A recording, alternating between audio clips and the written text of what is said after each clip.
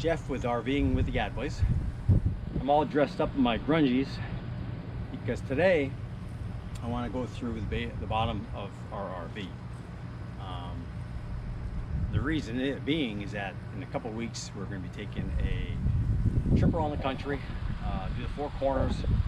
We need to go up to Manchester, New Hampshire to bring our grandkids back, and from there we are going to be going over to Chicago and taking Route 66 across to Santa Monica and then up the Pacific Coast Highway over to Seattle. We'd like to go over to see Glacier National Park, and at that point head south to Bryce over in Bryce Park, can't think of it right now, and then head back down south to Sebring here. So we want to make sure most of the maintenance, everything is up to date. It's just a few last things I need to get up in the air, and I do it myself. Every vehicle I've ever had, I've done it myself, no matter what it is. Very few times I've ever brought it into the garage. The only one time I did to have the oil change, because I had to get something done and I had to have it changed, and they left the drain plug loose. Luckily I caught it in time. So that's why, if you can do it yourself, do it yourself. You know it's done right. Or you can just blame yourself, that's it. Anyhow, so let's go over this RV. Why did I choose it? Well, number one, we were with a Class A. We had a 2008 Southwind, 38 foot, 3 slides. Had everything we needed inside to actually live. It was probably bigger than our mobile home we have currently now, as our home is sticks and bricks. But we don't need something that large anymore, and we still want to do RVing. So we wanted to get a Class B, and that's what this is called, Class B. It's a Roadtrek. If you look it up, it's a 2004 anniversary, so it's almost 20 years old. Almost hard to believe, but when you do get something that old, it only had 34,000 miles when I bought it. I bought it from the original owner here in Florida, and they had it stored every year, which is what we do. So it had 34, got 52 on it right now, 52,000 miles. Runs excellent, but you have to watch out for rubber components. Because, 20 years old, they're going to start deteriorating. And most of them, everything to do with bushings, bump stops. I'm sure there's other items, which sway links in the front of the truck. They had to be changed, or I changed them, should I say. I put all brand new tires on it last year. Usually regarding tires, especially in the Class A's, you want to, especially if you have it on the front of the truck, I mean, that's a death sentence if one of those blow out. So I still change these every 5 years. I don't care what the mileage is. Usually they time out, is what the saying is, a time out before the mileage out. There's no weather cracking. That's what you want to look for on these. But once you start seeing the weather cracking, it's time to get rid of it. So new tires all the way around. And again, I'm just doing the Undercarriage today. So it's a 2004 Roadtrek 190. 190 meaning they say it's not around 19 feet long. Well, actually, if you look at the back of it, right there where that generator is, I normally would have a Cadillac, they call it Cadillac spare tire, but I took it off. I have a spare on the inside, and about right here, underneath, in the middle, under your bed, is where they would have the Onan 2800 generator. I was having problems with mine. So when I took it out, which was a bear, I decided I'm not going to do this again. I didn't want something running under my head. So I had this Honda from our big RV as a emergency case if I needed it.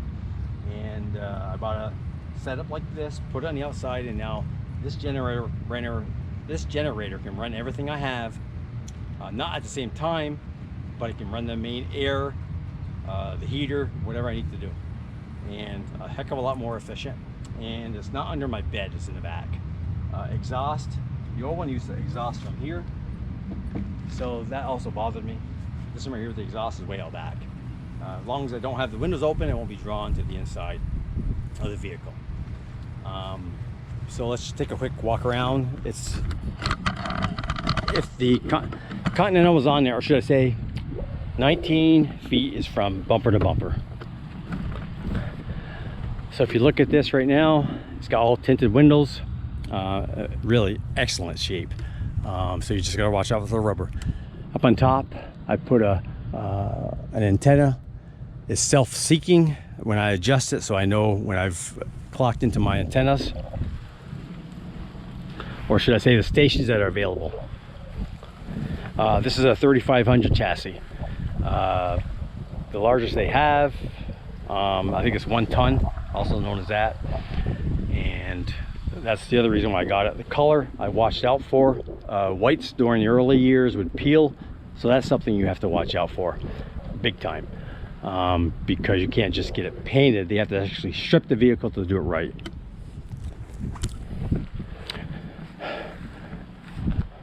Walking around it, as you can see, these are, I gotta put it up in the air. This is a very heavy vehicle for the size of it. I think it's when it's loaded, you're pretty close to 6 in the back and 4 in the front. 4,000 pounds, 6,000 pounds. There is very, very little ground clearance underneath here. I believe it's, I don't know if it's 5 or 6 inches. And so in order for me to get underneath there to look at things, I gotta get it up in the air. Hence, I made these. I didn't want to buy anything. I couldn't trust it. You see that they advertise it like Harbor Freights has some plastic ones. That's just an accident waiting to kill you. These are 2x10s, and under compression, that's what you have to worry about. You're not going to compress that, I can tell you right now. Up in the ends here, I wanted to make it so it wouldn't flip over on the sides. As long as a person is careful in what they're doing, they don't have to worry about it. And I will put up on jacks, and then I will put some jack stands underneath it. And I will put some, if you look over there, some jack stands.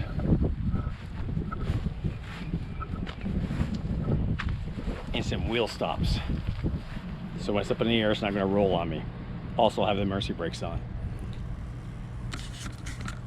So walk around and give it a little more.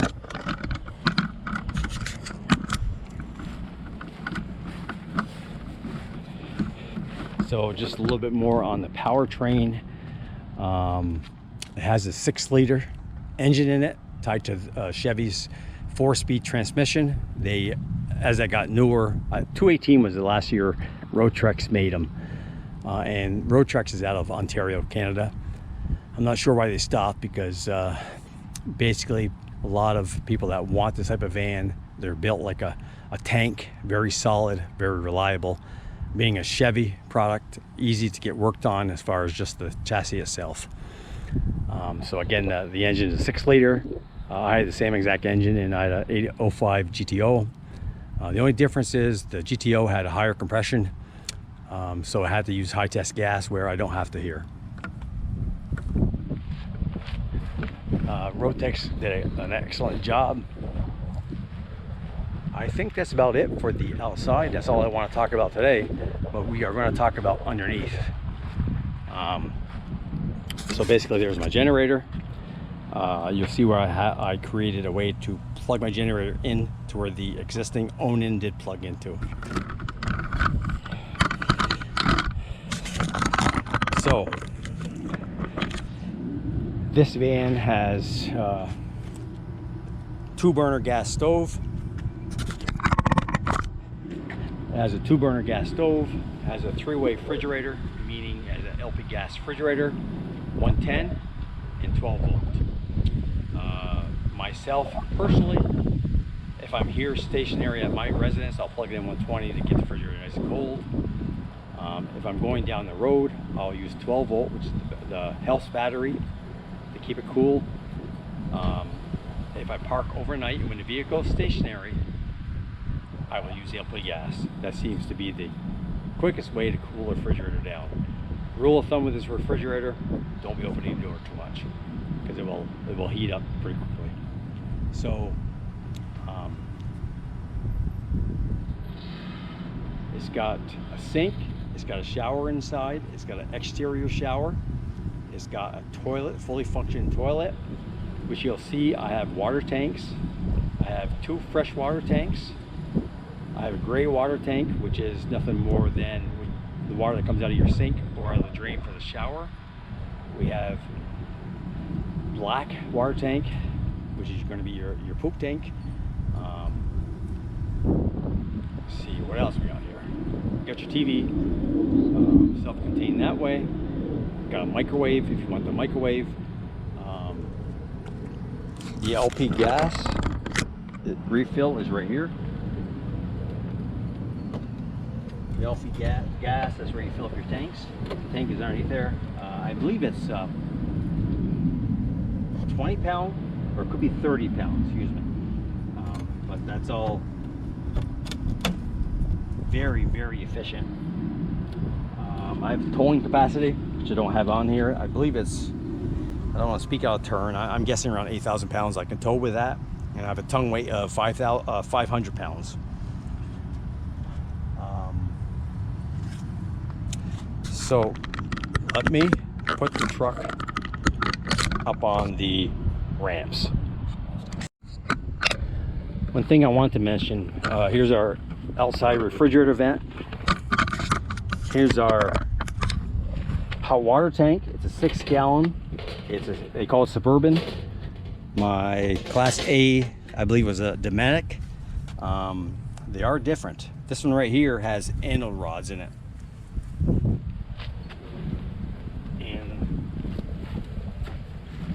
I'm not sure why they do it again. This is the anode rod that is in here. This is a new one. And it goes right in this hole right here. This is the one that was in there probably about a month or so with very little usage. And it's starting to deteriorate, and that's because of the aluminum, instead of going into being attracted to the tank, it attracts to the anode, and that's a sacrificial part right here, which you have to change or you're going to ruin your tank. The hot water is gas operated, or propane should I say, and electric. Okay, I got it all jacked up.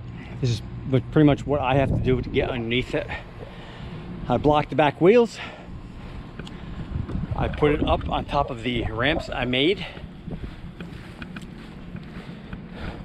There's no way those are going to move under compression. I put a couple added jacks underneath there. And that's about it. So before I forget, I put a camera up front, so when I pull into spots I can tell if I'm going to hit the curb. And in the back I have another camera which I put.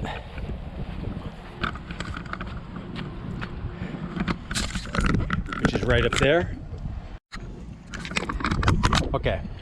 Follow along with me. I guess I'm going to drag you along with me. So we're going to get under the front, see if I see anything, and I'll kind of give you an idea of what everything is, what's going on here. Follow me as I get underneath here.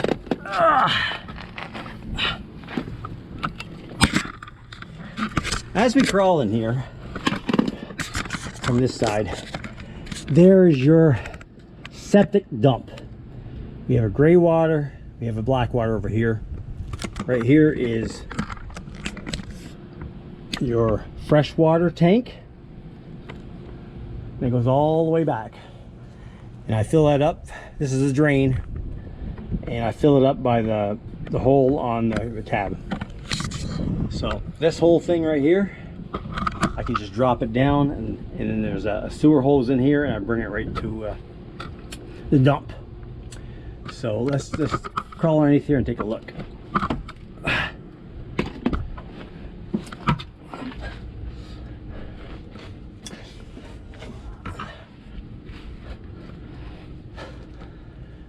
slow down here a little bit.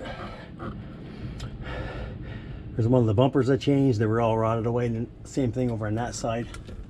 Change the bumper. Oil. I changed the oil and I did put the gasket there, but it always will have a little drip. It doesn't amount to nothing. It's not going to drop. The transmission, I'm a firm believer, this one was changed at 15,000 miles and also flushed. I would never flush my transmission. What I did with this one was I drained 2 gallons out. I siphoned it out of the refill on the top of the engine, and then I put the exact same amount inside. Read up on that, but I can tell you right now, if you don't do it in the beginning and continually do it, you can ruin your transmission if you all of a sudden change it at 160,000 miles or way above, because then the transmission fluid has abrasion material in it from the clutches, and that's actually what's causing your clutch to work. So it's kind of weird, and it takes quite a while for a person to learn that. So I'm looking underneath here.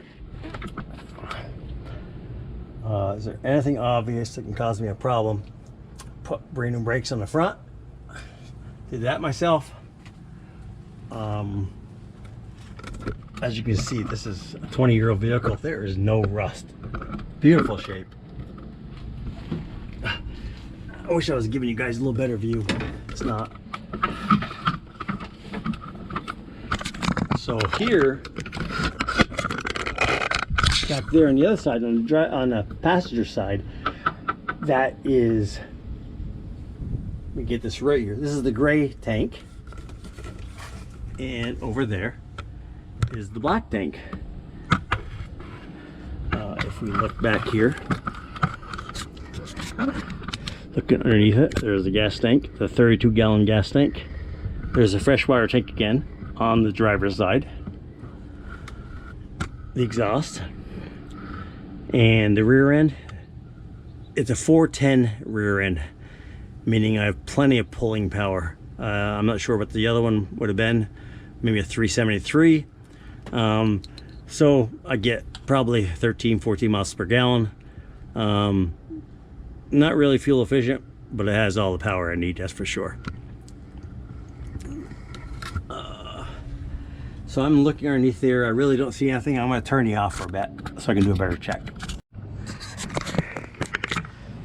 So guys, I just came out from the front. Everything looks really good. Now I'm going to jack it up in the back. I'm going to show you what I did when I removed the Onan, how I was able to splice in with a junction box. So now I can use my Honda generator on the back. Pretty much seamless.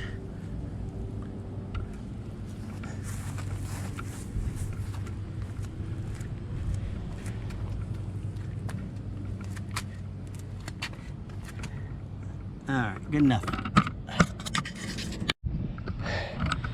Okay, so I got the back all jacked up, as you can see.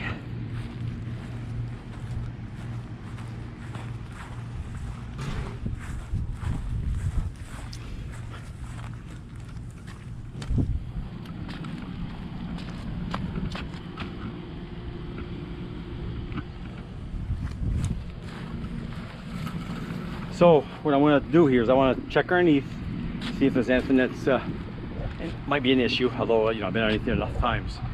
But you're also going to see, for those of you that know about the Roadtreks, what I did to tie into the junction box, or I put a junction box down there, so now I can feed my back generator.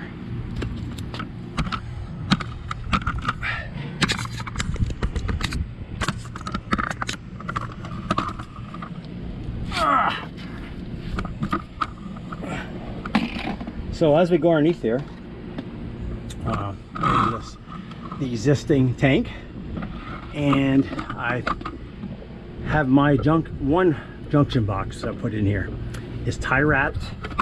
You don't need to say anything about the tie wraps. I'm completely satisfied with it. They're 175-pound test each, And then I hook my whip in here for 30 amp, and then it changes it down to 110, 20 amp. And if I want to run 30 amp, I can do that too. So I have two ways to come into my vehicle. So there's my conduit. This conduit right here is going back to that box right there. See that right back there? And the conduit on the back of it, right there, that's what plugged into my generator. So all I did was put a junction box down there. I tied into it with a conduit, some strain reliefs, came right across, and there's my power. The generator, for those of you that don't know, used to sit right here. What a pain in the butt. If it's foolproof, if it works fine, if it doesn't become hard to start because of fuel, it's fine. But get underneath here and do what you have to do.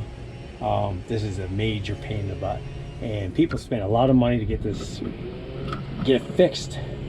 But as you can see, my bed is right above that area, and I don't want that. I don't want any fumes or anything there. If somebody wants it, all my connections are still there. It used to plug into the gas tank. That's where it got its fuel from, and that's if that was done right. So looking underneath here, I really don't see very little rust. Surface rust, should I say. Nothing else. Oh, my battery compartment for my house battery is right here, and I put a shunt on my battery with a meter on the inside next to my TV, so I know exactly what my battery life is like, how much I got left.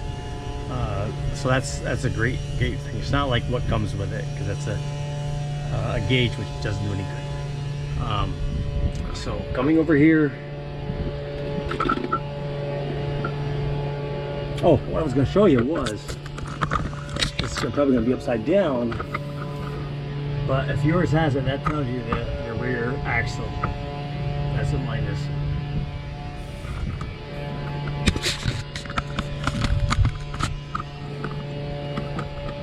Oh, there was one thing I want to show you guys.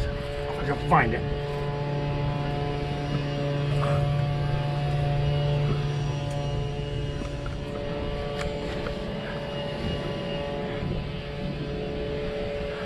I'm not going to find it, so I won't even talk about it now.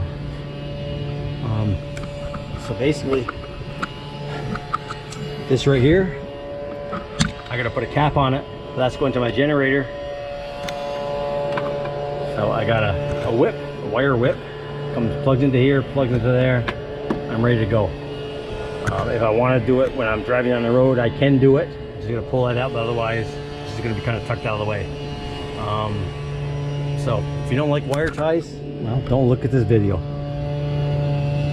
because a lot of America does. Okay guys, take care. I hope you have a great weekend. Saturday. So I'm down here in Sebring, Florida.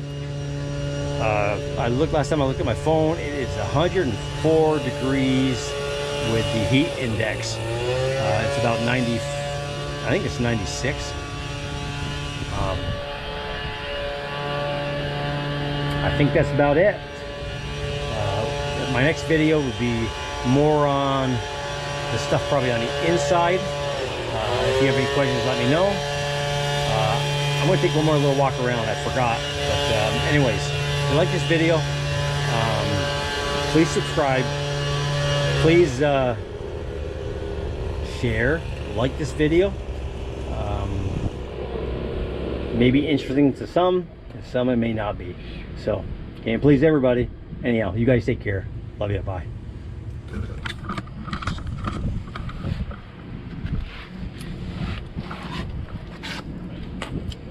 Okay.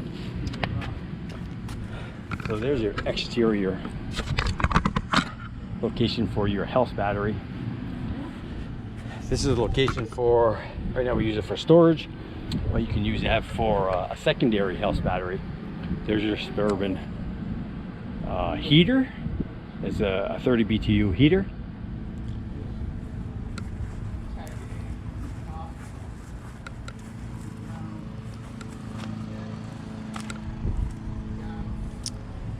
These side compartments.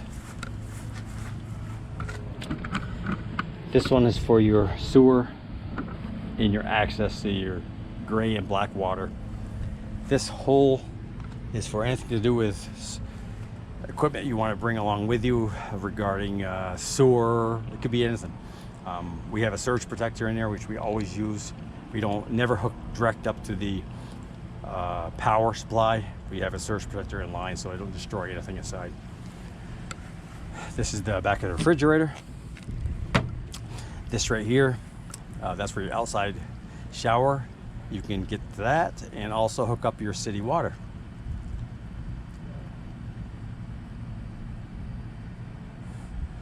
Okay, and just one other thing I'll show you so you know how loud this is.